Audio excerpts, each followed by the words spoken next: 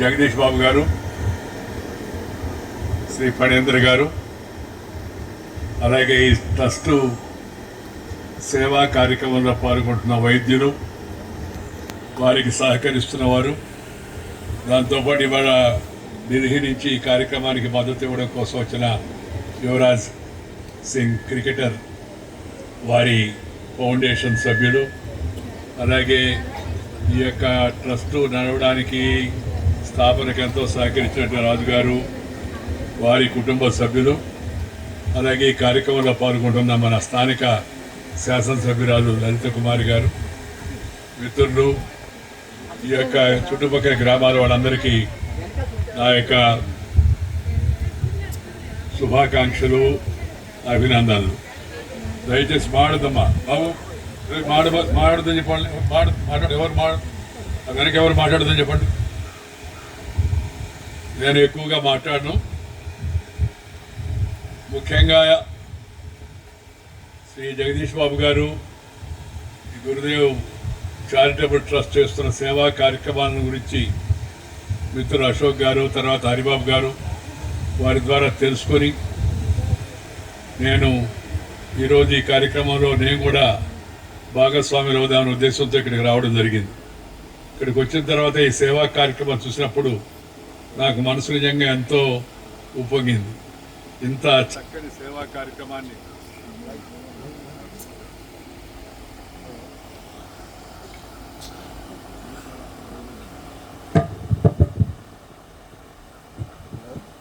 ఇంతటి చక్కని సేవా కార్యక్రమాన్ని గ్రామీణ ప్రాంతంలో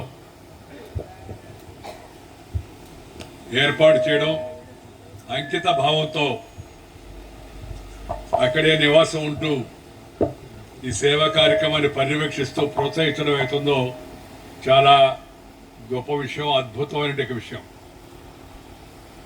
ఎందుకంటే మన భారతీయ హిందూ సంస్కృతిలో షేర్ అండ్ కేర్ అంటే మనము ఇతరులతో పాటు మన యొక్క ఆస్తిని కానీ, తెలివిని కానీ, విజ్ఞానాన్ని కానీ, వినోదాన్ని కానీ, సామర్థ్యాన్ని కానీ, శక్తిని కానీ ఇతరులతో కొంత పంచుకోవాలనేది మన భారతీయ సాంప్రదాయం. అలాగే సర్వే జన సుఖినో భవంతు, సర్వ జనాలు సుఖంగా ఉండాలి అనేది కూడా మన యొక్క ధర్మం మనకు చెప్తుంది.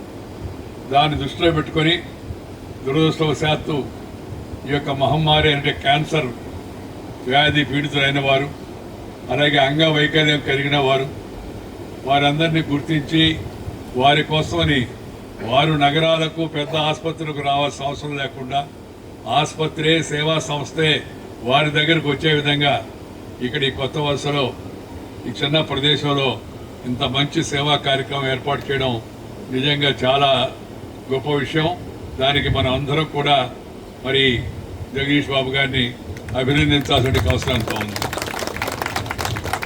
ఇలాంటి కార్యక్రమాలు చూసి అభినందించడం, వాటిని ప్రోత్సహించడం, వాటి గురించి నలుగురికి చెప్పడం అవుతుందో అది చాలా అవసరం. తద్వారా ఇతరులకు కూడా స్ఫూర్తి రావడానికి ఈ సేవ అనేది జీవితంలో ప్రతి ఒక్కరి జీవితంలో ఒక భాగం కావాలి. కష్టాల్లో ఉన్నవాళ్ళు, నష్టాల్లో ఉన్నవాళ్ళు, ఇబ్బందుల్లో ఉన్నవాళ్ళు, ఆపదల్లో ఉన్నవాళ్ళు,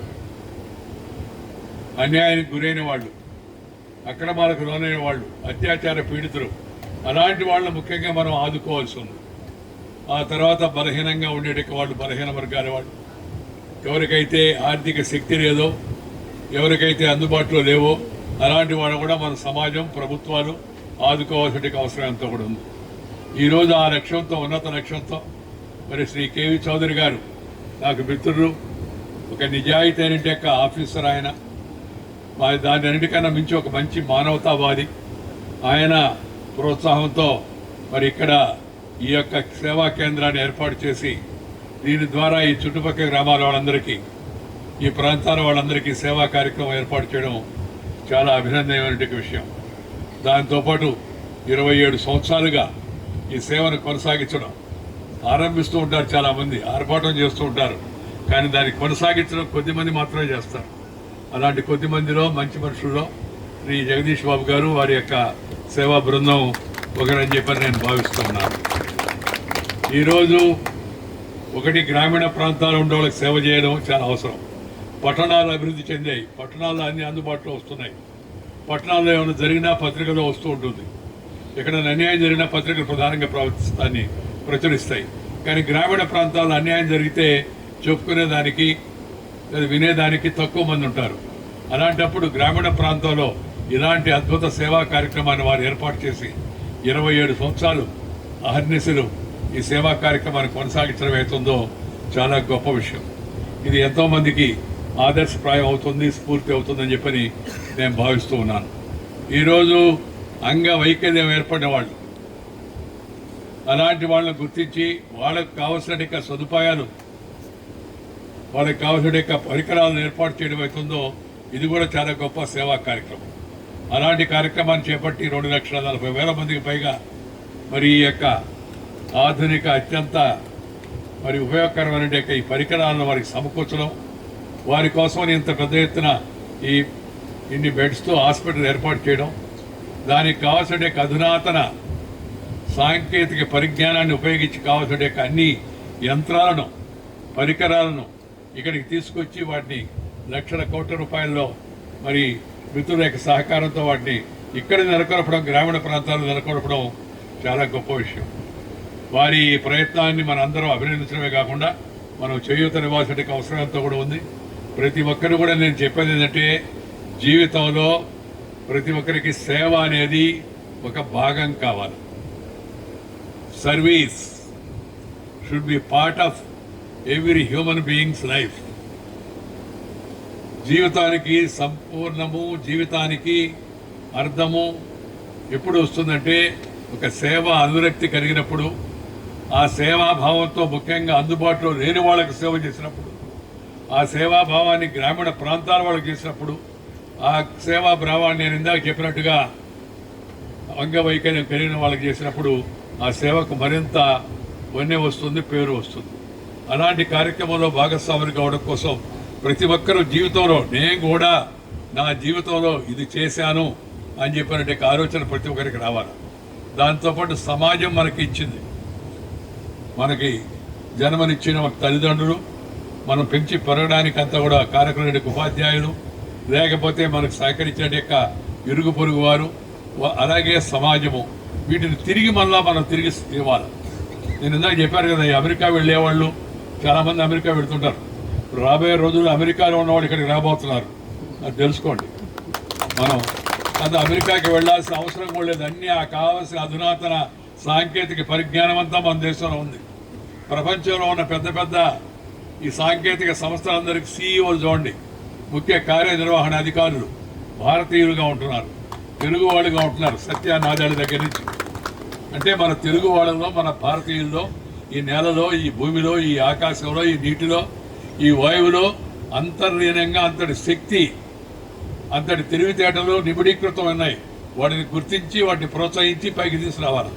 సో అందుకే నేను అమెరికా వెళ్ళేవాళ్ళకి కూడా చెప్తున్నాను, go, if you want to still go, land, నేర్చుకో, అండ్ సంపాదించుకో, అండ్ రిటర్న్, మళ్ళీ తిరిగి దేశానికి వచ్చి సమాజానికి ఏదైనా మేలు చేయి అనేది నేను మామూలుగా అందరికి యువతరానికి అంతా కూడా ఇచ్చే పిలుపు. దాన్ని ప్రతి ఒక్కరు కూడా పాటించాల్సిన అవసరం అనుకోండి. అప్పుడే జీవితాన్ని నిజంగా ఒక సార్థక్యత ఏర్పడుతుంది. నేను యుఎస్ రిటైర్డ్ అంటే ఇప్పుడు కొత్తగా చెప్పారు, ఇవాళ ఎవరో జోకేశాడు, మా అమ్మాయి యుఎస్ రిటైర్డ్ అంటే యుఎస్ నుంచి రిటైర్డ్ అని. యుఎస్ రిటైర్డ్ అంటే యుఎస్ పోయి చదువుకొని వచ్చిందని ఒక అర్థం, యుఎస్లో ఉండి పంపివేయబడింది అని చెప్పేసి చూస్తున్నాం మనం. రాబోయే రోజుల్లో ఈ యొక్క ధోరణి ప్రపంచం అంతా కూడా పెరుగుతుందని చెప్పి నాకు భయం వేస్తుంది.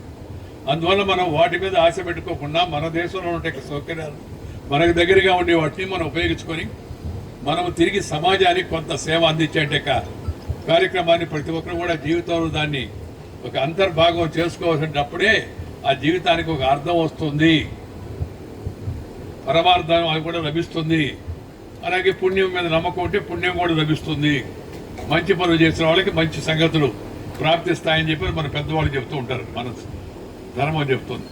నేను మతాన్ని గురించి మాట్లాడిన, మతం వ్యక్తిగతమైంది, కానీ సంస్కృతి అది మన జీవన విధానం. మన భారతీయ సంస్కృతి, మన హిందూ సంస్కృతి ప్రపంచంలో కన్నా ఉత్కృష్టమైంది. ఎందుకంటే ఈ లక్షణాలు ఉండబట్టి ప్రపంచం భారతదేశాన్ని గౌరవించడానికి కూడా కారణం భారతీయ సంస్కృతి, ఈ హిందూ సంస్కృతి, మన యొక్క జీవన పద్ధతి. దాన్ని చూసి మన కుటుంబ వ్యవస్థ, మన ప్రేమ అభిమానాలు, మన కుటుంబ వ్యవస్థ కూడా నిదానంగా బలహీనపడుతూ ఉంది. అది ఏమాత్రం మంచి ధోరణి కాదు. కుటుంబ వ్యవస్థను బలపరుచుకోవాలి, సామాజిక చింతనను పెంచుకోవాల్సిన అవసరం ఎంతో ఉంది. మన తల్లి తండ్రి పిల్లలు తల్లిదండ్రులతో ఎక్కువ సమయం గడపాలి. ఆ పిల్లలకంతా ఇప్పుడు అంతా తల్లిదండ్రులతో సమయం గడిపే అంత టైం కూడా లేకుండా ఉంది. బిజీ అయిపోతున్నారు అంతా కూడా. ఏం బిజీ అంటే వాడికే తెలియదు. ఆ బిజీ సెల్ ఫోన్తో బిజీ. ఆ సెల్ ఫోన్ సరిగా వాడితే ఉపయోగకరమే, కానీ సెల్ ఫోన్ ఎక్కువ వాడితే అది హెల్ ఫోన్ అవుతుంది. హెల్ అంటే నరకం.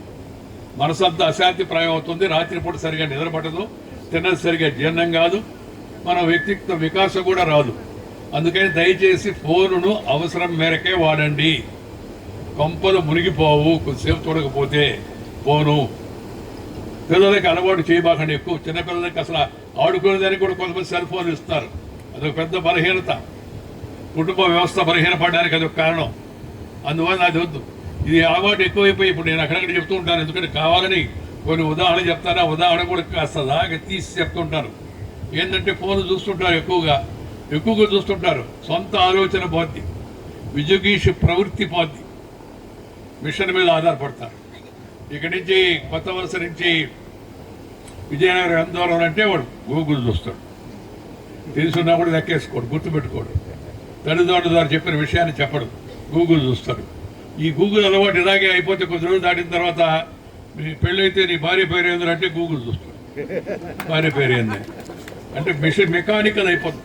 జీవితం మెకానికల్ కావడం మంచిది కాదు. అందుకని ప్రతి ఒక్కరు కూడా చిన్నప్పటి నుంచి పిల్లలను కాస్త వీటికి దూరంగా ఉంచి అవసరమైన అయిన వరకే వాటిని ఉపయోగించి ముందు తల్లిదండ్రులతో, తర్వాత తాత ముత్తాతలతో ఉంటే, ఆ తర్వాత ఇరుగు పొరుగు వారితో, ఆ తర్వాత ఉపాధ్యాయులతో, ఆ తర్వాత స్నేహితులతో సమయం ఎక్కువ గడపాలి. ఈ స్నేహితులతో గడిపిన తర్వాత ప్రకృతితో ప్రతి ఒక్కరు గడపాలి. ప్రకృతితో గడపాలి. Love and live with the nature culture together for your bright future అనేది నా యొక్క సలహా. ప్రకృతిని ప్రేమిస్తే, ప్రకృతితో కలిసి జీవిస్తే ఆ సంతోషం చెప్పని అనివి కాంది. ప్రకృతి అంటే నీళ్లు, ప్రకృతి అంటే గాలి, ప్రకృతి అంటే చెట్లు, ప్రకృతి అంటే నదులు, ప్రకృతి అంటే భూమి. వీటితో సంబంధం లేకుండా జీవిస్తున్నాం మనం అంతా. అపార్ట్మెంట్లో కంపార్ట్మెంట్ అయిపోయి ఆ తర్వాత ఆఫీసుకు పోవడం, అక్కడ కూడా క్లోజులు, అంతా కారు ఎక్కితే అది కూడా క్లోజులు, మైండ్ కూడా క్లోజ్ అయిపోతుంది. కాస్త బయట ప్రపంచంతో సంబంధం పెట్టుకొని జీవిస్తే ఆ జీవితం సంతోషంగా ఉంటుంది. చెప్పని అనివి కాంది. నేను ఏసీ రూమ్లో కూర్చున్నా కూడా తలుపు తీసి ఉండాలి, కిటికీ తీసి ఉండాలి. మీ అందరికీ చాలా ఆశ్చర్యం కనపడుతుంది. నేను ఏసీ వాడతాను, దాంట్లో రహస్యమే లేదు. నా బెడ్రూమ్కి కూడా తలుపు తీసి ఉంటుంది. ఆ తలుపు చూసా గాలి తగిలితే కానీ, ఈ గాలి కన్నా ఆ గాలి తగిలితే కానీ నాకు సరిగా నిద్రపడదు, సంతృప్తిగా ఉండదు. అందువల్ల మనం మన భారతీయ పద్ధతిలో జీవించే అలవాటు చేసుకోవాలి. భారతీయ వంటకాలు, ఈ క్యాన్సర్ వ్యాధి ఈ మధ్య పెరుగుతోంది. లక్షల మంది జనాభాలో చాలా మంది శాతానికి క్యాన్సర్ వస్తూ ఉంది. దానికి ప్రధాన కారణం జీవన శైలి, లైఫ్ స్టైల్. మన పాత రోజుల్లో ఎక్కువగా నడిచేవాళ్ళం, తిరిగేవాళ్ళం, పొలానికి వెళ్ళేవాళ్ళం, వంగేవాళ్ళం, నారేసేవాళ్ళం, లేకపోతే నారుకట్లు అందించేవాళ్ళం, లేదా వరిగోసేవాళ్ళం సహకరించేవాళ్ళం, లేదా వాళ్ళకి సిద్ధంగా తీసుకెళ్లేవాళ్ళం, కాలువ గట్ట మీద నడిచేవాళ్ళం. ఇప్పుడు ఆ పరిస్థితి లేదు. మా తాత చిన్నప్పుడు చెప్పాడు, నేను పొలానికి పోయి ఆ గట్టు మీద నిలబడితే మొలతాడు కట్టుకున్న మగవాడు గట్టు మీద నిలబడకూడదు, దిగు అనేవాడు. దిగితే నాకేం తెలుసాయి అంటే నారుకట్లు అందించినవాడు అందరికీ. వాళ్ళు వంగి నారేస్తున్నారు కదా, నారుకట్లు అందించమని చెప్పేవాడు. ఆయన ఆ విధంగా చెప్పడం వల్ల చాలా తెలివి నాకు అనేక విషయాలు తెలిసి వచ్చాయి. కాబట్టి ప్రకృతితో కూడా సమయం గడిపేట్టుగా పిల్లల్ని కాస్త వాళ్ళ కాలక్షేపం, ఏసీ లేకపోతే నేను చెప్పిన సెల్ ఫోను, లేకపోతే ఆ టీవీ కూడా వచ్చింది 24/7. ఎన్ని ఛానల్లో చెప్పలేము, ఒక రకరకాల ఛానల్. ఆ ఛానల్లో కూడా ఉన్నది కాకుండా ఉన్నది లేనట్టుగా, లేనిది ఉన్నట్టుగా, అన్ని ఛానల్లో కాదు, కొన్ని ఛానల్లో. ఆ తర్వాత దాన్ని పెద్దగా భూతత్వంలో చూపించినట్టుగా అవి చూస్తూ ఉంటే ఎక్కువసేపు దాని మీద దృష్టి ఎక్కువ పోతూ ఉంటుంది. టీవీని కూడా వాడుకోవాలి, ఎంతవరకు అపోయితే అంతవరకు వాడుకోవాలి. సినిమా పోవడం కూడా తప్పు లేదు. సినిమాలు కూడా ఎంతవరకు మేరకైతే అంతవరకు ఆ సినిమా చూడాలి. తద్వారా కొన్ని విషయాలు మనం తెలుసుకోవాలి. అందుకని కుటుంబ వ్యవస్థని బలపరుచుకోవాలా, కుటుంబ సభ్యులతో కాలం గడపాలా, ఉపాధ్యాయులతో కాలం గడపాలా, పిల్లలు ప్రకృతితో కాలం గడపాలా. ఆ విధంగా జీవన శైలి రూపొందించుకోవాలి. సూర్యోదయంతో లేయాలా. చాలా మంది పిల్లలంతా 7 గంటలకు 8 గంటలకు రాస్తుంటారు. ఏమంటే రాత్రి అంతా బాగా పొద్దుపోయిందా, దేనికి మెరుకున్నా అంటే బిజీగా ఉన్నాడు. ఏం బిజీరా అంటే బిజీయే. ఏం బిజీరా రాయమంటే బిజీ బిజీ బిజీ అని రాస్తాడు. వాడు ఏం బిజీగా వాడికే తెలవదు. అందుకని తొందరగా పడుకోవాలి. 6 గంటలకు లేయండి. 6 గంటకంతా పనులు పూర్తి చేసుకోండి. సాయంత్రం మొన్న ఎవరు అన్నారు, సార్ మొదలయ్యేటప్పుడు సార్ కార్యక్రమం అంతా అని చెప్పారు. ఎందుకు మొదలవ్వాలా? 6 గంటకంతా పూర్తి చేసుకోండి. 1-2 గంటలు కుటుంబ సభ్యులతో గడపండి. త్వరగా భోంచేయండి, త్వరగా నిద్రపోండి, త్వరగా లేయండి. నేను రాజకీయాల్లో ఉన్నప్పుడు రాత్రి 11-12 దాకా తిరిగేవాడిని. దేశం అంతా మన బజార్ మీద నడుస్తుంది అనుకునేవాళ్ళం. అప్పుడు తర్వాత దేశం వచ్చింది మనమే కాదు, చాలా మంది ఉన్నారు మోసేవాళ్ళు అని చెప్పి. ఉపరాష్ట్రపతి అయిన తర్వాత నేను రాత్రి 7 గంటలకే భోంచేస్తున్నా. 7-7:30, 8:30కే పడుకుంటున్నాను. ఉదయం 4 గంటలకు లేస్తాను. 4:30 లేచి మొహం గడుపుకొని పరిశుభ్రం అయిన తర్వాత అన్నమాచార్య కీర్తన ఉంటారు. గరిమెళ్ళ బాలకృష్ణ ప్రసాద్ గారు, లేదా బాలసుబ్రహ్మణ్యం గారు, లేకపోతే ఇంకా కొంతమంది గాయకులు చాలా అద్భుతమైన మంచి పాటలు మనకి ఇస్తారు. మంచి పాటలు వినడం వల్ల మంచి ఆలోచనలు వస్తాయి. మంచి ప్రకృతిని చూడడం వల్ల మంచి సానుకూల దృక్పథం వస్తుంది. మంచి వాళ్ళతో మాట్లాడడం వల్ల మంచి ఆలోచనలు మనకు వస్తాయి. పాజిటివ్ థింకింగ్ వస్తుంది మనకి. అందువల్ల పిల్లలకు కూడా ఆ విధంగా ఉదయాన్నే వేయడం. తర్వాత కాస్త శారీరక శ్రమ అలవాటు చేయాలి. వాకింగ్, జాగింగ్, రన్నింగ్, లేదా ప్లేయింగ్, కబడ్డీ, ఖోఖో. ఫ్రీ కబడ్డీ, ఖోఖో పేదవాళ్ళు ఆడే ఆటలు, దానికి ఖర్చు లేదు. ఆ తర్వాత ఫుట్బాల్, ఆ తర్వాత హాకీ. కొద్దిగా డబ్బులు ఉన్న వాళ్ళు కాస్త క్రికెట్. ఎందుకంటే ఒకటి ఆడుతుంటే 11 మంది చూస్తూ ఉంటారు క్రికెట్ ఆటలో. దానికి కొన్ని వేల మంది కూడా బయట చూస్తుంటారు. కానీ మంచి ఆట అంటే హాకీ, మంచి ఆట అంటే ఫుట్బాల్, మంచి ఆట అంటే ఖోఖో, మంచి ఆట అంటే కబడ్డీ. వాటిలో శారీరక శ్రమ ఉంటుంది. If you are physically fit you will be mentally alert. అది గుర్తుపెట్టుకోండి. మంచిగా తెలివి వస్తుంది, చురుగ్గా ఉంటాం. ఇక్కడ డల్గా ఉంటే అది కూడా డల్గా ఉంటుంది. అప్పర్ చేంబర్ కూడా హెవీగా ఉంటుంది మనం కానీ ఈ విధంగా ఉంటే. ఇది చాలా అవసరం. అలాగే యోగా ఈ మధ్య మోడీ గారు యోగా గురించి చెప్పడం, ప్రపంచ ఐక్యరాజ్య సమితిలో ప్రవేశపెట్టడం వల్ల ప్రపంచవ్యాప్తంగా యోగా బాగా ప్రాచుర్యం చెంది ఇప్పుడు 182 దేశాల్లో యోగా ప్రాచుర్యంలో ఉంది. కానీ మన దేశంలో కొంతమంది యోగాను పట్టించుకోరు. ఇక్కడ కూడా మన వాళ్ళు యోగా ఆసనాలు వేయడం కోసం, దానివల్ల మానసిక శారీరక ప్రశాంతి తేవడం కోసం యోగా ఏర్పాటు చేసేది. చాలా సంతోషం. ఇది ప్రతి ఒక్కరి జీవితంలో భాగం కావాలి. ముఖ్యంగా యువత యొక్క జీవితంలో అశాంతికి దూరంగా ఉండాలంటే యోగా అంటే మనం ఎవడో చెప్పాడు, సార్ యోగా అంటే సూర్య నమస్కారాలు కదా సార్ అన్నాడు. ఏమి నీకు ఇబ్బంది అన్న? సూర్య నమస్కారం అన్నాడు. నాకు అర్థమైంది, నీకు సూర్య నమస్కారం పెట్టడంలో ఇబ్బందిగా ఉంటే చంద్ర నమస్కారం పెట్టరా అని చెప్పారు. కొంతమంది మతంలో సూర్యుడు చూడరు, చంద్రుడు చూస్తారు. చంద్ర నమస్కారం పెట్టరా అని చెప్పారు. యోగా అంటే మోడీ అన్నాడు. ఇది ఇప్పుడు yoga not because of Modi, yoga for body. నీ బాడీ కోసం యోగా. అందుకని యోగాని ప్రతి ఒక్కరికి అలవాటు చేసుకుంటే శరీరం పద్ధతిలో ఉంటుంది, మనసులో కూడా పద్ధతిలో ఉంటుంది. ఒకటి ఆటలు కూడా ప్రోత్సహించాలి. విద్యా విధానంలో కూడా ఆటలకి ఇన్ని మార్కులని పెట్టాలి. అట్లా పెడితే కానీ, మా చిన్నప్పుడు అలాగే ఉండేది. మాకు యోగా చిన్నప్పుడు స్పోర్ట్స్ క్లాస్ ఉండేది కంపల్సరీ, ఎన్సీసీ ఉండేది, అలాగే మన గార్డెనింగ్ క్లాస్ ఉండేది, అలాగే క్రాఫ్ట్ క్లాస్ ఉండేది కంపల్సరీ అన్నీ. ఇప్పుడు అది ఏం లేదు. ఉదయం సాయం దాకా మగ్గింగ్ పుస్తకాలు బట్టి పడిచిన అలవాటు అయిపోయింది. అందువల్ల మనో వికాసం ఉండలేదు. రెండవది, ఉపాధ్యాయులతో తల్లిదండ్రులతో గడపడం వల్ల మంచి సంస్కారం వస్తుంది మనకి. జీవితంలో చదువు ఎంత ముఖ్యమో సంస్కారం కూడా అంత ముఖ్యం. అది కూడా అలవాటు చేసుకోవాల్సి ఉంది కాస్త. దాంతోపాటు తినే భోజనం కూడా మంచి భోజనం తినాలి. మంచి భోజనం అంటే ఏంది? చాలా పెద్ద బిర్యానీ అని కాదు. మంచి భోజనం అంటే వండిన భోజనం, పచనం చేసిన భోజనం, ప్రాపర్లీ కుక్డ్ ఫుడ్. ఇప్పుడంతా మనకంతా ప్యాకేజ్ ఫుడ్ అలవాటు అయిపోయింది కదా పిల్లలకంతా. బర్గర్లు, పిజ్జాలు. పిజ్జా అంటే నాకు ఇంకేదో గుర్తొస్తుంది, నేను చెప్పాలనుకుంటున్నాను దాని గురించి. ఇప్పుడు బర్గర్లు ఇవి మన దేశానికి పనికొచ్చాయి కాదు. అమెరికాలో తింటారంటే ఆ వాతావరణంలో వాడికి పడుతుందేమో మనకు తెలియదు, మనకది పడదు మనకు. కానీ మనకి కొత్త తరం అంతా ఇప్పుడు ఈ ఫ్యాషన్లో సినిమాలు చూసి లేదా టీవీలు చూసి ఇవి అలవాటు చేసుకుంటున్నారు. ఫ్యాషన్ బర్గర్ తినకపోతే, పిజ్జా తినకపోతే మనం ఏమైనా అనుకుంటారేమో అని చెప్పి. అవి మనకి పడవు. మన భారతీయ వంటకాల్లో వేలాది వంటకాలు ఉన్నాయి. అసలు ఎన్ని రకాల వంటలు ఉన్నాయో చెప్పలేము. మన పూర్వీకులు అనేక సంవత్సరాల నుంచి, ఆదికాలం నుంచి, వేదకాలం నుంచి, పుణ్యకాలం నుంచి, పురాణ కాలం నుంచి అనుభవించి, రంగరించి, బేళవించి మనకు అందించారు. అన్ని రకాల వంటలు ఉన్నాయి. ఆ వంటలు వాటిని వదిలిపెట్టి మనం అవి పాశ్చాత్య వంటలు పరిగెత్తకూడదు. ఒక అబ్బాయి చెప్పాడు నాకు, సార్ ఇన్స్టెంట్ ఫుడ్ సార్ అని. నేను చెప్పాను, ఇన్స్టెంట్ ఫుడ్ అంటే కాన్స్టెంట్ డిసీజ్ రా బాబు, అది అర్థం చేసుకోవాలి. Food cannot be instant, it has to be cooked properly. అందువల్ల అందరూ కూడా ప్రోటీన్ ఫుడ్ తినాలి. రొటీన్ బర్గర్లు కాదు, ప్రోటీన్ ఫుడ్ తినాలి. రాగులు, సజ్జలు, జొన్నలు, అరికలు, ఇంకా అనేక రకాల ఇవన్నీ. బియ్యం తక్కువ, మిగతా ఇవి ఎక్కువ ఉండాలి. ఎందుకంటే బియ్యం వల్ల పెద్ద ఉపయోగం లేదు. ఆ బియ్యంలో ఉండే పాలిష్లు, పోషకాలన్నీ తొలగించి బాగా పాలిష్ చేసి చల్లగా నా బట్టలలాగా ఉండేది తింటాం. తింటే బట్టలు ఉతికినట్టుగా వాటిని కూడా ఉతకాల్సి వస్తుంది శరీరాన్ని కూడా.